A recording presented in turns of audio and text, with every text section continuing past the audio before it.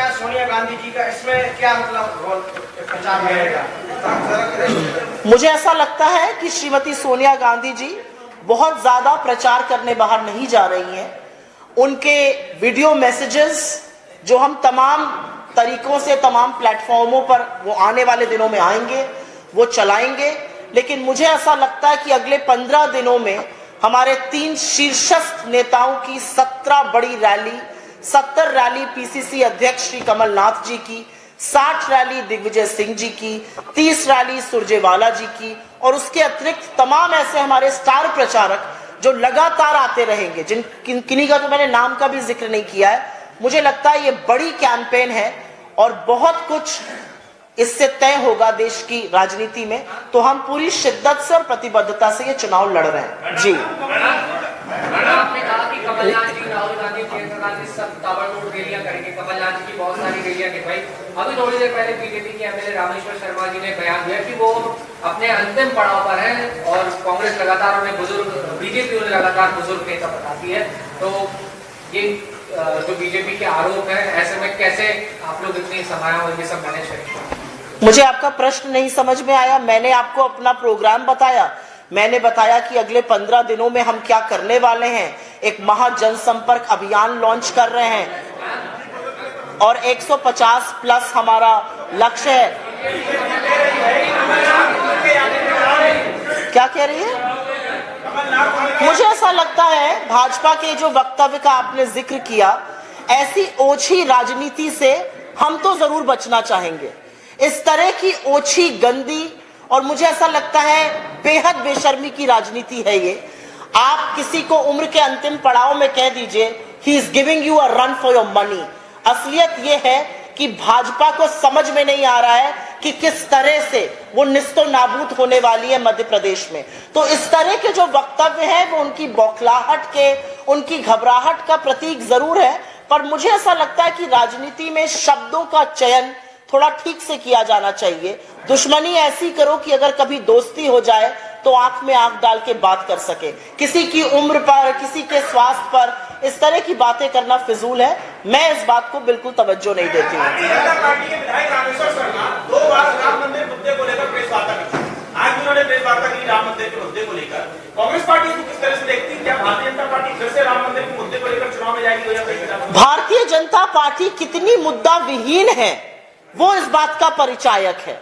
मुझे ऐसा लगता है कि एमपी में 18 साल का जब आप जवाब मांग रहे हैं, जब आप हिसाब मांग रहे हैं, जब आप पूछना चाहते हैं कि मामा जी और सबने मिलकर किस तरह से एमपी को लूटा, तो आप इधर की उधर की बातें कर रहे हैं। अरे आप बताइए, आपने किसानों के लिए क्या किया, युवाओं के लिए क्या किया?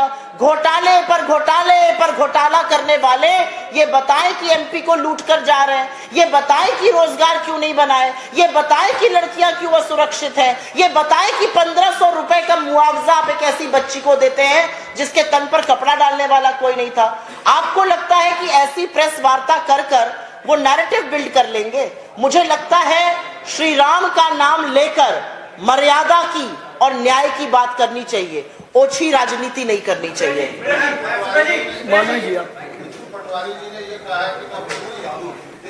क्या नहीं, मुझे नहीं लगता कि मैं किसी के टिप्पणी पर टिप्पणी करना चाहूंगी। मुझे लगता है ये कोई होड़ हिंदुओं में नहीं है, ये होड़ है कुशासन और सुशासन में। और सुशासन के साथ हमेशा श्री राम, सुशासन के साथ हमेशा न्याय, सुशासन के साथ हमेशा नैतिकता और सुशासन के साथ हमेशा धर्म खड़ा होता है।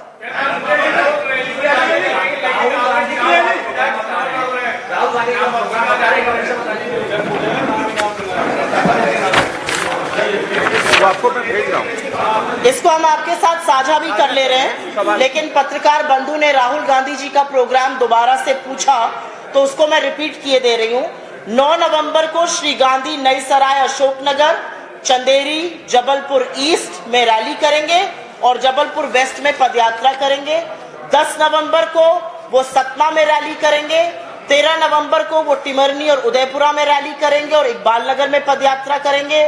14 नवंबर को वो विदिशा और राजनगर, खजुराहो में रैली करेंगे। आई होप आपने लिख लिया। मैडम ये बताइए कि अभी तक आज तक कितने निर्दलीय बीजेपी के जो मैदान में है, कितनों को मनाया, कितने अभी भी है?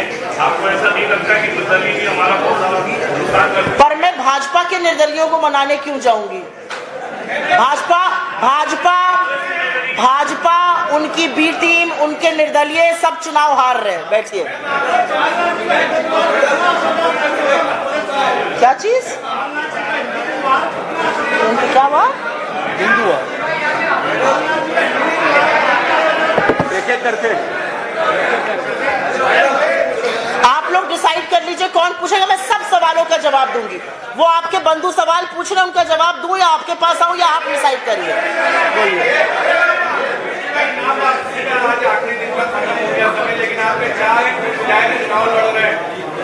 ठीक है, लोकतंत्र है, लड़ने दीजिए।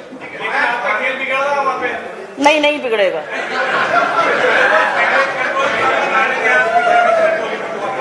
डैमेज कंट्रोल करना ही नहीं पड़ रहा है मेरे बंधु, मेरे दोस्त।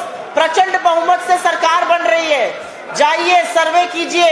ये चुनाव हम अकेले नहीं लड़ रहे हैं, ये चुनाव मध्य प्रदेश की जनता बनाम जंगल राज है 18 साल का।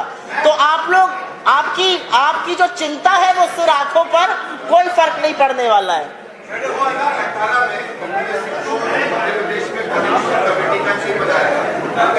आया था कि पार्टी को लगता है कि मेरे प्रचार प्रसार करने से मैं वोट कटती, इसलिए उन्होंने कोई रैली इस बार क्या पार्टी ने उन्हें जिम्मेदारी दी है या उन्होंने कहा कि कोई रैली सभा?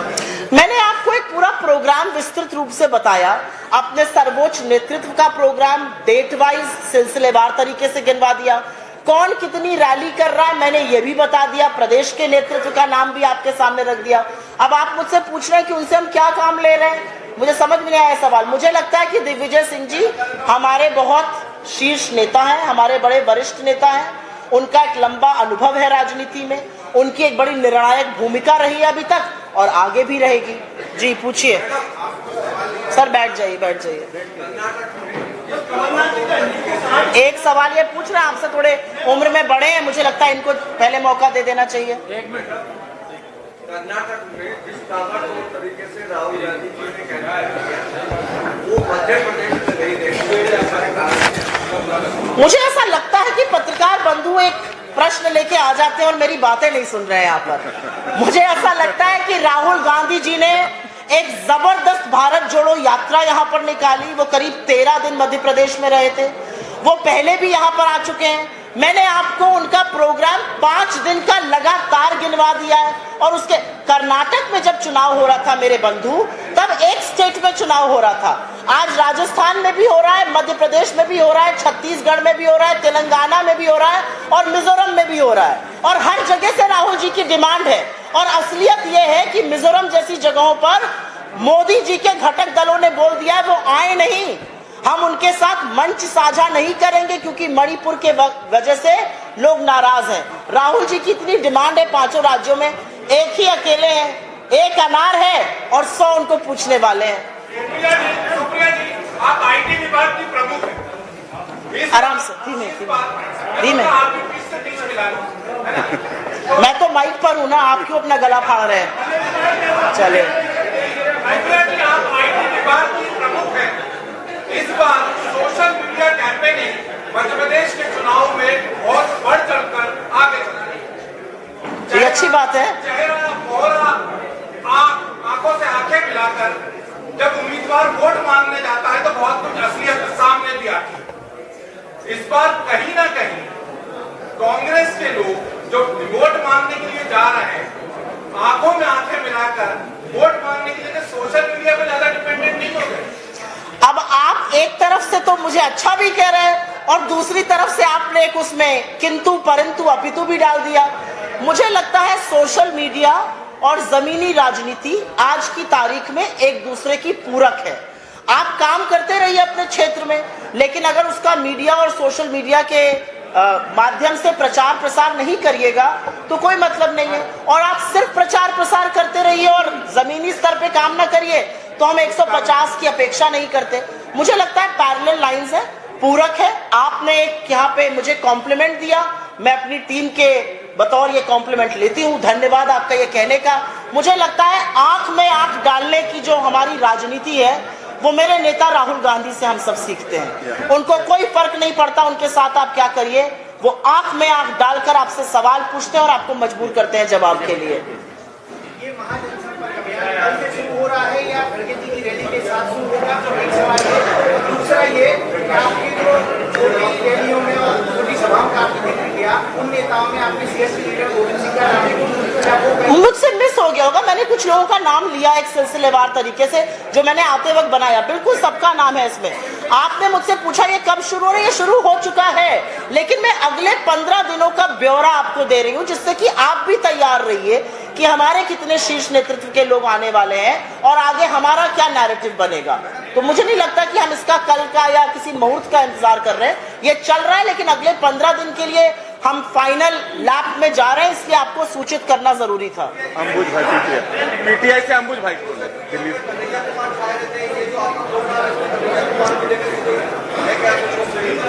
क्या है, हमारे नेता हैं, बिल्कुल आएंगे मध्य प्रदेश में कई जगह आएंगे। आपने पूछ लिया है पीछे, आपने पूछ लिया पीछे, आपने पूछ लिया है। एक क्वेश्चन सचिन भाई आप बोलिए, सचिन जी आप बोलिए। इसके बाद आऊंगी, आपने पूछ लिया। हाँ, कांग्रेस के इतिहास में पहली बार राम का कटआउट लगा, भगवान श्री राम का लगा, भगवान चालीसा तक से नेहरू जी के जमाने में जाति निरपेक्ष, धर्म निरपेक्ष राजनीति करने वाली कांग्रेस, क्या यह धर्म और जाति मुद्दा है? मुझे लगता है कि आप शायद मेरी प्रेस वार्ता में पहली बार आए हैं। आपका स्वागत है। मैंने 2 प्रेस वार्ता अभी तक भोपाल में की है और मैंने इस पर बड़ा विस्तृत जवाब दिया है। मुझे ऐसा लगता है कि आप जिस निरपेक्षता की बात कर रहे हैं उसका ये, प्लीज बीच में बोलिए मत, आप जिस निरपेक्षता की बात कर रहे हैं उसका ये मतलब बिल्कुल नहीं है कि जमीनी हकीकत देखकर आंख मूंद ली जाए या एक वर्ग विशेष या लोगों की मांग पर अपने कान में रुई डाल लें। आज आजादी के 76 साल बाद पिछड़े वर्ग के लोगों के साथ अभी भी अन्याय हो रहा है, दलितों और आदिवासियों के साथ अभी भी अन्याय हो रहा है। मध्य प्रदेश में 76 साल बाद आजादी के एक आदिवासी के सिर पर अभी भी पेशाब करने की हिमाकत भाजपा का नेता करता है। और ऐसे में अगर जनता की मांग है कि पता तो चले कितने लोग हैं और उनका प्रतिनिधित्व लगातार कम हो रहा है, 90 सेक्रेटरीज, 90 सचिवों में से 3 पिछड़े वर्ग के हैं, IITs, IIMs में 4% से कम है, तो मुझे नहीं लगता कि ये कोई गलत बात है। मुझे लगता है समय के साथ चलते हुए आपको लोगों की मांग, लोगों की अपेक्षाओं, लोगों की आकांक्षाओं को सुनना पड़ता है। अगर उसमें अपना स्टैंड बदलना पड़े तो वो लोकतंत्र की मांग है, ऐसा करना जरूरी है। मोदी जी खाद्य सुरक्षा अधिनियम का, GST का, मनरेगा का, तमाम चीजों का प्रबल विरोध करते थे, सब चीजों का प्रबल समर्थन कर रहे हैं। पीछे है, फिर इसके बाद 2024 के सेमीफाइनल की तरह देखा जा रहा है। आप इन 5 राज्यों में भी काफी आश्वस्त है कांग्रेस की जीत को लेकर के, लेकिन 2018 में उसके बाद क्या हुआ था 2019 की लोकसभा में, वो आप जानते हैं। तो क्या इस बार इसके साथ साथ एक कोशिश है कि 2024 में जो चुनाव आएंगे लोकसभा के, उसके लिए भी एक नैरेटिव सेट किया जाए और वो गलती दोबारा रिपीट नहीं होगी, उसके लिए कांग्रेस पार्टी क्या? मुझे ऐसा लगता है कि 2018 और 2023 और 2019 बनाम 2024 के देश में बहुत अंतर है। 2024 में मोदी सरकार अपने 2 कार्य पूरे करके कार्यकाल जनता के बीच जाएगी। जो रिपोर्ट कार्ड है वो नील बटा सन्नाटा है, दिखाने के लिए कुछ है नहीं। असलियत यह है कि त्योहारों से 3-4 दिन पहले आज 101 रुपए बढ़ाया जाता है, 110 रुपए करीब बढ़ाया जाता है कमर्शियल सिलेंडर का दाम। आज असलियत यह है कि रुपया 83 बनाम डॉलर क्रॉस कर गया है। आज असलियत यह है कि अक्टूबर की बेरोजगारी 10% दर पार कर चुकी है। आज असलियत यह है कि हमारे 8 जाबाज कतर में उनको मौत की सजा सुना दी गई और मोदी सरकार अभी भी हाथ पर हाथ धरे बैठी हुई है, ये छद्म राष्ट्रवाद की बात करने वाले लोग। तो मुझे लगता है 2019 और 2024 की स्थिति में बहुत अंतर है। मुझे ऐसा लगता है राहुल गांधी जी की भारत जोड़ो यात्रा या जो लगातार उन्होंने जनसंपर्क किया है, उससे माहौल बहुत बदला है। मुझे ऐसा लगता है लोगों को कांग्रेस में, लोगों को विपक्ष में, लोगों को इंडिया में एक बेहतर कल नजर आता है। तो मुझे लगता है राजनीतिक अपरिपक्वता भारतीय जनता पार्टी करना चाहती है, यह सोचकर कि 2018 और 19 के लोकसभा विधानसभा को कंपेयर करें 23 और 24 से, ऐसी वो राजनीतिक अपरिपक्वता वो और कर